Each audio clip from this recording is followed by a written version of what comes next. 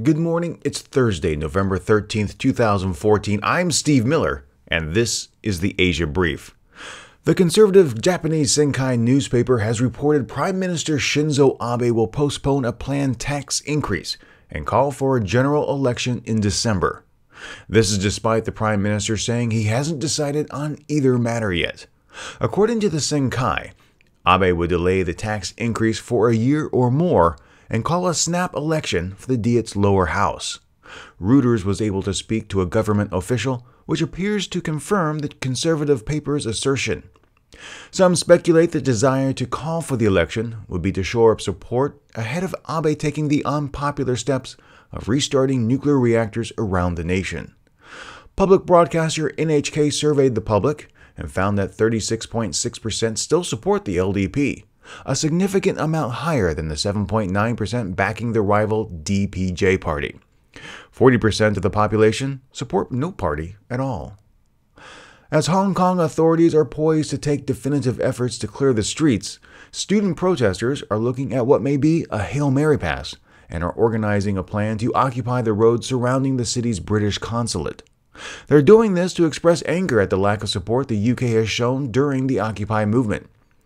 Anna Kate Choi, the coordinator of the Occupy British Consulate group, said, quote, "We are angry at the way the British government has for many years denied that China has actually breached the declaration by interfering with Hong Kong politics. They have the responsibility to make sure that the joint declaration has been implemented properly and that democracy and the high degree of autonomy of Hong Kong has been protected." End quote. Choi makes a valid point, but London is also in a tough spot because it has no authority to act in Hong Kong. Furthermore, China has expressed concern and alleged foreign involvement during the protests, and any direct action by the UK could actually escalate matters. Prime Minister David Cameron said he was deeply concerned about the protests in the former British colony, especially after police used tear gas. Posters for the British consulate occupation bear the slogan, "China breaches the joint declaration. UK government respond now," with the pro-democracy movement's umbrella symbol emblazoned with the British flag. Today marks the most important examination in South Korea, the Suneung, or college entrance exam. It literally has the power to shape one's future. How students perform on this singular examination determines what universities they'll be able to enter when school starts next year. The test is so important, planes are rerouted during the test period, businesses open later, and police are on standby to ensure students can get to test locations on time. If students don't fare well on the exam, they have to wait an entire year before they can take it again. Unfortunately, because of the importance placed on this test, students who don't perform well sometimes fall into a downward spiral of despair. Many in South Korea feel the impact this test has on the youth of the nation contributes to its high suicide rate and decreased levels of happiness. Perhaps the lesson many students fail to learn is that while the test is extremely important, one can't let a single event define one's life.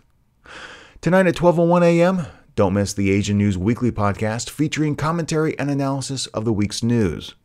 And one final note, over the past 2 months, it's been my pleasure to bring you the latest news from the Asia-Pacific region Monday through Thursday with the Asia Brief.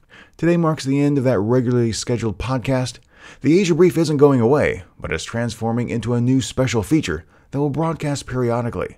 Instead of a daily podcast bringing you the headline news, the Asia Brief will focus on a single story to give you a brief glimpse into current events of the region. Thank you very much for joining me today. To get more information on these stories, visit asianewsweekly.net for the show notes. The Asia Brief is licensed under a Creative Commons Attribution 4.0 International License.